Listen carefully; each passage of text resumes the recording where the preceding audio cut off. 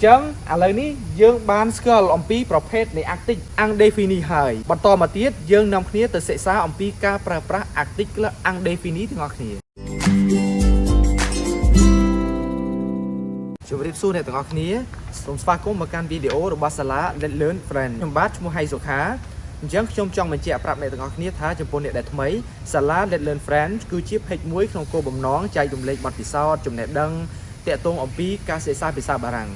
chẳngประสานบันเดตงอคนี้มันตอนบ้าน subscribe YouTube channel របស់ SALA L'Article Défini អ្នកទាំងអស់គ្នាអាចចូលទៅក្នុង YouTube channel របស់ SALA L'Article Défini ដោយដាក់ពាក្យ subscribe ហើយនឹងដាក់សញ្ញាកណ្ដឹងដើម្បីទទួលបានវីដេអូថ្មីៗទាក់ទងអំពីគន្លឹះនៃការសិក្សាភាសាបារាំងអញ្ចឹងនៅក្នុងវីដេអូនេះដែរយើងនឹងមកសិក្សាអំពី L'Article អញ្ចឹងដោយពីការវីដេអូមុនខ្ញុំបានបង្ហាញអ្នកទាំងអស់គ្នាអំពី L'Article Définiអញ្ចឹងថ្ងៃនេះដែរយើងនឹងមកសិក្សាអំពី Article មួយទៀតអញ្ចឹងចំពោះ Article យើងចែកចេញជា3គឺចំណុចទី1 L'Article Défini ចំណុចទី2 L'Article Indéfini ចំណុចទី3 L'Article Partitif ហ្នឹងហើយអញ្ចឹងកាលពីវីដេអូមុនខ្ញុំបានបង្ហាញអ្នកទាំងអស់គ្នារួចហើយទាក់ទងអំពី Article Défini ដែលជាប្រភេទ Article មួយដែលមានលក្ខណៈច្បាស់លាស់ហ្នឹងហើយចំណែក Article Indéfini គឺជា Article ដែលមិនច្បាស់លាស់ឯចំណុចទី3 Article Partitif គឺជា Article ដែលតាក់ទងអំពីបរិមាណដែលយើងនិយាយអំពីបរិមាណចំនួនអីចឹងគឺយើងប្រើជាមួយនឹង Article Partitif ចំពោះ Article នេះដែរគឺជាពាក្យមួយដែលនៅពីមុខនាមដែលធ្វើឲ្យនាមមួយនឹងមានន័យគ្រប់គ្រាន់និងមានន័យច្បាស់លាស់អញ្ចឹងនាមទាំងឡាយណាដែលមិនមាន Article នៅពីមុខគេមិនហៅថានាមពេញលេញទេឧទាហរណ៍ដូចជា La Maison cái nhé in maison chị đàm anh nói cứ sát sướng tay chị Arctic la le le ang in de cứ chịประเภทใน Arctic ហើយអញ្ចឹងថ្ងៃនេះដែរយើងនឹងមកសិក្សាអំពី Article មួយទៀតតពីវីដេអូមុនដែលយើងហៅថា L'Article Indéfini Article Indéfini ហ្នឹងហើយឥឡូវយើងនាំគ្នាទៅមើលអំពី Article Indéfini ទាំងអស់គ្នាអញ្ចឹងចំពោះអ្នកដែលមិនទាន់បានមើលវីដេអូរបស់ខ្ញុំតាក់ទងអំពីការប្រើប្រាស់ Article Défini អ្នកទាំងអស់គ្នាអាចចូលទៅក្នុង YouTube channel របស់ SALA L'Article Défini ដោយស្វែងរកវីដេអូទាក់ទងអំពីការប្រើប្រាស់លម្អិតនៃ Article Défini ហ្នឹងហើយឥឡូវយើងមកមើលក្នុងវីដេអូទី2របស់យើងទាក់ទងអំពី L'Article Indéfini L'Article Indéfini អញ្ចឹងគឺជាប្រភេទ Article មួយដែលវាអត់មានលក្ខណៈច្បាស់លាស់ទេហ្នឹងហើយអញ្ចឹងចំពោះ Article Indéfini យើងមានចំនួន3គឺយើងមាន ang une de ang une de ហ្នឹងហើយអញ្ចឹង ang យើងថា masculin singulier ang masculin singulier ហ្នឹងហើយអញ្ចឹងមានន័យថា ang យើងប្រើប្រាស់ចំពោះនាមភេទប្រុសឯកវចនៈដល់ពេល une féminin singulier une féminin singulier អញ្ចឹង une យើងប្រើប្រាស់ជាមួយនឹងនាមភេទស្រីឯកវចនៈដល់ពេលមួយទៀតគឺ de de គឺ pluriel de pluriel អញ្ចឹងមានន័យថា de យើងប្រើប្រាស់ជាមួយនឹងនាមភេទប្រុសឬមួយក៏នាមភេទស្រីដែលជាពហុវចនៈអញ្ចឹងឥឡូវនេះយើងបានស្គាល់អំពីប្រភេទនៃ Arctic Indéfini ហើយបន្តមកទៀតយើងនាំគ្នាទៅសិក្សាអំពីការប្រើប្រាស់ Article Indéfini ទាំងអស់គ្នាមកឥឡូវយើងមកមើលចំណុចទី1អំពីការប្រើប្រាស់ L'Article Indéfini ទាំងអស់គ្នាអញ្ចឹងចំណុចទី1យើងថា on parle de quelque chose pas précis ou pas connu ហ្នឹងហើយអញ្ចឹងយើងថា on parle de quelque chose pas précis ou pas connu អញ្ចឹងមានន័យថាយើងនិយាយអំពីអ្វីមួយដែលមិនច្បាស់លាស់ précis គឺមិនច្បាស់លាស់ឬមួយក៏យើងនិយាយថា pas connu នឹងប្រែថាអត់ស្គាល់អត់ដឹងពីប្រភពអត់ដឹងពីឫសគល់របស់វាច្បាស់លាស់អញ្ចឹងក្នុងចំណុចនេះយើងចង់និយាយអំពីអ្វីមួយដែលមិនជាក់លាក់ហើយដែលយើងមិនស្គាល់ច្បាស់លាស់អញ្ចឹងជាឧទាហរណ៍យើងបាន je veux un crayon pour écrire je veux un crayon pour écrire អញ្ចឹងមានន័យថាខ្ញុំចង់បានខ្មៅដៃដើម្បីសរសេរខ្ញុំចង់បានខ្មៅដៃ un crayon យើងថាខ្មៅដៃ écrire គឺសរសេរអញ្ចឹងយើងមើលក្នុងចំណុចនេះគឺគេប្រើ un crayon ពីព្រោះមូលហេតុអីដែលគេមកដាក់លើ crayon ដោយសារតែយើងអត់ដឹងថាខ្មៅដៃនឹងប្រើអី ខ្មៅដៃប្រភេទអីគឺយើងអត់ដឹងទេយើងគ្រាន់តែចង់បង្ហាញប្រាប់គេថាខ្ញុំត្រូវការឬខ្ញុំចង់បានខ្មៅដៃមួយដើម្បីសរសេរហ្នឹងហើយអញ្ចឹងយើងអត់បញ្ជាក់ពីប្រភពរបស់វាច្បាស់លាស់ទេមានតែយើងអត់ដឹងច្បាស់លាស់ឧទាហរណ៍ទី2យើងបាន Je cherche un BD Je cherche un BD អញ្ចឹង chercher យើងបកថាស្វែងរកដល់ពេល BD គឺមកអំពី bande dessinée អញ្ចឹងមានន័យថាគំនូរជីវចលហ្នឹងហើយអញ្ចឹងយើងមានន័យថាខ្ញុំស្វែងរកគំនូរជីវចលមួយហ្នឹងហើយអញ្ចឹងក្នុងន័យនេះដែរយើងប្រើថា ang BD ពីព្រោះយើងអត់ដឹងថាគំនូរជីវចលហ្នឹងគឺរឿងស្អីរឿងមួយណាហ្នឹងហើយអ្នកនិពន្ធឈ្មោះអីឬមួយក៏ចំណងជើងរឿងនោះឈ្មោះអីយើងអត់ដឹងទេអញ្ចឹងគ្រាន់តែយើងដឹងថាខ្ញុំស្វែងរក ang BD ណាខ្ញុំស្វែងរក ang BD ហ្នឹងហើយយើងអត់ប្រកាសថាជាប្រភេទ BD អីទេហ្នឹងហើយចូលចំណុចទី3 c'est une voiture c'est une voiture អញ្ចឹងចំពោះ c'est នេះដែរយើងមកពី se បូកជាមួយនឹង a ជាប្រាប់ être អញ្ចឹងកាលណាស្រៈនិងស្រៈពីរជាប់គ្នាគឺយើងត្រូវដាក់ apostrophe ដែលយើងបាន c'est ហ្នឹងហើយមានន័យថានេះ c'est une voiture c'est une voiture មានន័យថានេះគឺជាឡានមួយហ្នឹងហើយក្នុងចំណុចនេះយើងប្រើ une voiture ពីព្រោះយើងអត់ដឹងថាឡាននឹងរបស់អ្នកណាគេឡាននឹងពណ៌អីយើងអត់ដឹងទេហ្នឹងហើយយើងដឹងថានេះគឺជាឡានមួយអញ្ចឹងមានន័យថាបើយើងនិយាយជារួម article indéfini ជា article មួយដែលអត់ច្បាស់លាស់ឥឡូវយើងមកមើលចំណុចទី2របស់យើងចំណុចទី2របស់យើងថា on parle d'un objet parmi d'autres objets on parle d'un objet parmi d'autres objets អញ្ចឹងមានន័យថាចំណុចមួយនេះយើងនិយាយអំពីវត្ថុមួយ objet យើងប្រើថាវត្ថុឬមួយក៏របស់វត្ថុមួយ parmi ក្នុងចំណោម d'autres ដទៃទៀត objet របស់អញ្ចឹងក្នុងចំណុចនេះដែរជារួមយើងថាយើងនិយាយអំពីរបស់មួយដែលស្ថិតនៅក្នុងចំណោមរបស់ផ្សេងទៀតឬមួយក៏ដែលស្ថិតនៅក្នុងចំណោមរបស់ដទៃទៀតហ្នឹងហើយអញ្ចឹងឧទាហរណ៍យើងបាន il y a un stylo sur la table il y a un stylo sur la table ហ្នឹងហើយអញ្ចឹង stylo យើងបកថាប៊ិច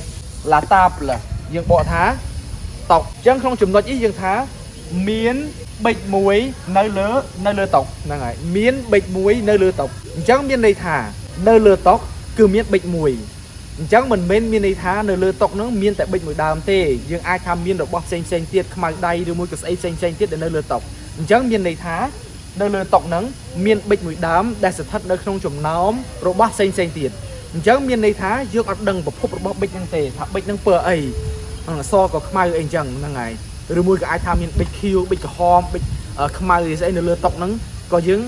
អត់ដឹងដែរអញ្ចឹងយើងដឹងថាមានប៊ិចមួយដើមនៅលើតុហ្នឹងអញ្ចឹងមានន័យថាវាអត់ច្បាស់ទេអត់មានប្រភពច្បាស់លាស់យើងគ្រាន់តែដឹងត្រឹមថានៅលើតុហ្នឹងមានប៊ិចមួយដើមប៉ុណ្្នឹងឯងអញ្ចឹងចំណុចទី2យើងថា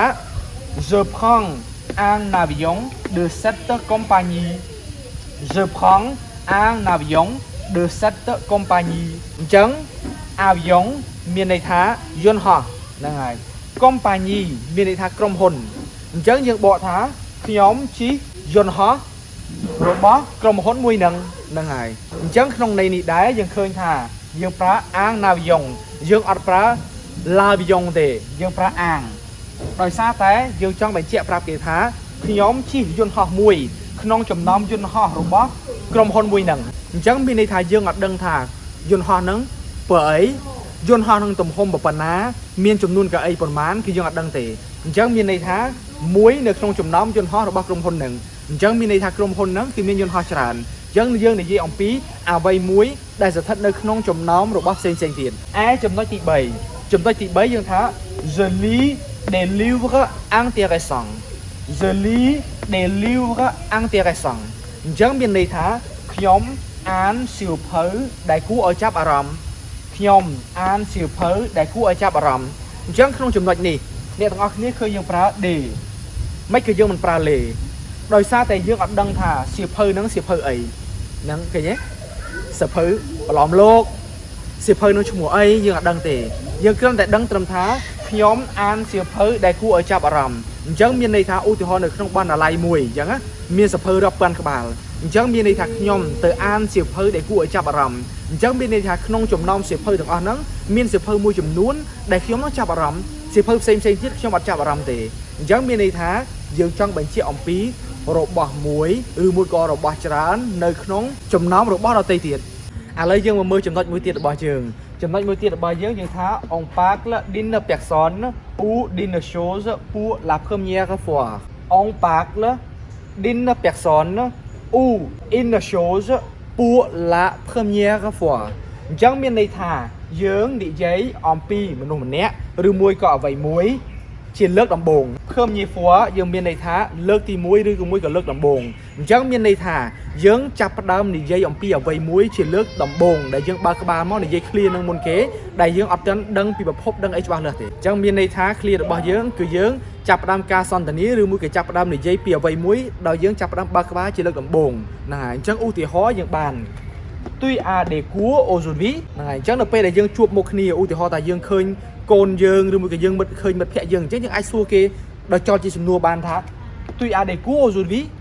ណែឯងអត់មានអត់រៀនទេថ្ងៃហ្នឹងហើយ des cours ហ្នឹងប្រែថាមុខវិជ្ជាឬមួយក៏ការសិក្សាការរៀនការអីអញ្ចឹងមុខវិជ្ជាឬមួយក៏ថ្នាក់រៀនអីអញ្ចឹងក៏យើងអាចនិយាយបានថា des cours ហ្នឹងហើយអញ្ចឹងអានេះយើងមានន័យថាណែអត់រៀនទេថ្ងៃហ្នឹងណែមានថ្នាក់អីថ្ងៃហ្នឹងហើយអញ្ចឹងយើងមើល des cours មិនបានយើងប្រើ day យើងមកប្រើ le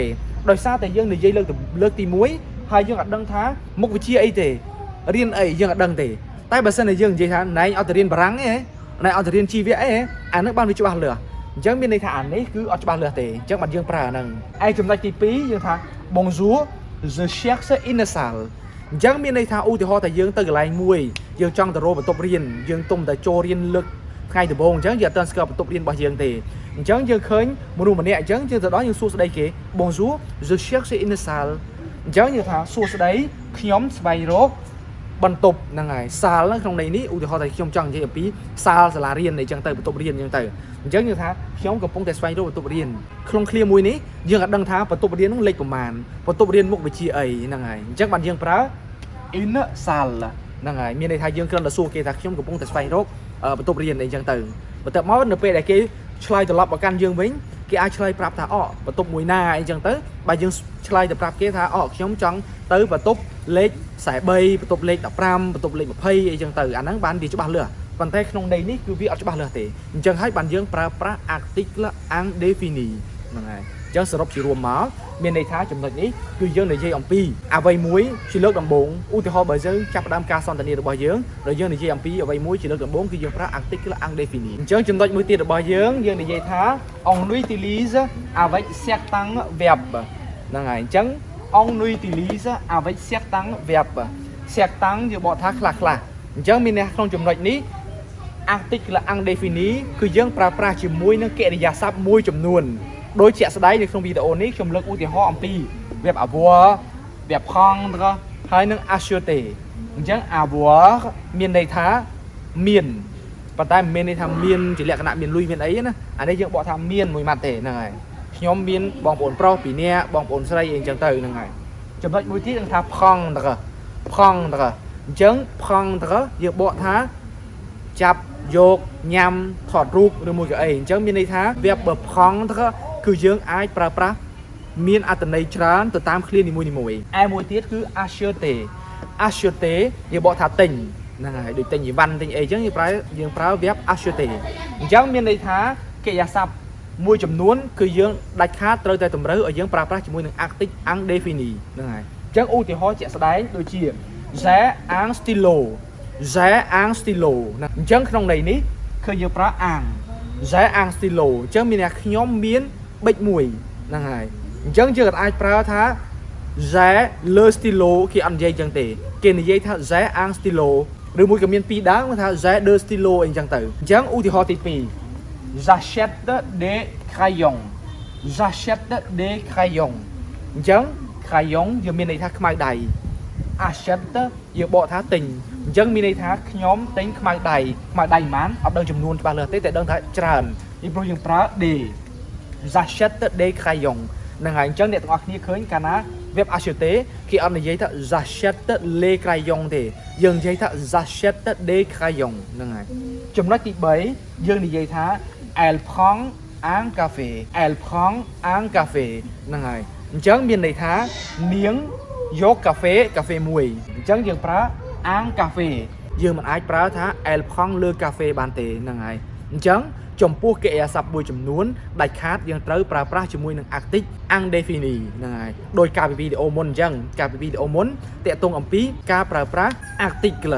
Défini ក៏យើងមានកិរិយាសព្ទមួយចំនួនដែលយើងដាច់ខាតត្រូវតែប្រើប្រាស់ជាមួយនឹង Article Défini ដែរហ្នឹងហើយអញ្ចឹងគឺជាករណីលើកលែងចំពោះ Article នីមួយៗដែលយើងត្រូវតែចំណាំចំពោះកិរិយាសព្ទមួយណាដែលយើងត្រូវប្រើប្រាស់ជាមួយនឹង Article Défini កិរិយាសព្ទមួយណាដែលយើងប្រើប្រាស់ជាមួយនឹង Article Indéfini អញ្ចឹងនៅក្នុងវីដេអូនេះតាក់ទងអំពីការប្រើប្រាស់ Article Indéfini ត្រូវបានបញ្ចប់ហើយអញ្ចឹងខ្ញុំក៏មានវីដេអូថ្មីទៀតបន្ថែមតាក់ទងអំពីការប្រើប្រាស់ Article Partitive ឬមួយក៏ការប្រើប្រាស់កិរិយាសព្ទមួយចំនួនទៀតហើយនឹងវេយ្យាករណ៍ផ្សេងទៀតនៅក្នុងភាសាបារាំងដើម្បីបង្ហាញជូនដល់អ្នកទាំងអស់គ្នាហ្នឹងហើយអញ្ចឹងខ្ញុំសង្ឃឹមថាអ្នកទាំងអស់គ្នាអាចចាប់បាននៅអ្វីដែលខ្ញុំបានបញ្យល់ហើយបើសិនបើអ្នកទាំងអស់គ្នាយល់ថាវីដេអូនេះមានសារៈសំខាន់អ្នកទាំងអស់គ្នាអាច share វីដេអូនេះទៅកាន់មិត្តភ័ក្តិរបស់អ្នកទាំងអស់គ្នាអរគុណចំពោះការចំណាយពេលវេលាដ៏មានតម្លៃក្នុងការទស្សនាវីដេអូរបស់ខ្ញុំ Merci beaucoup over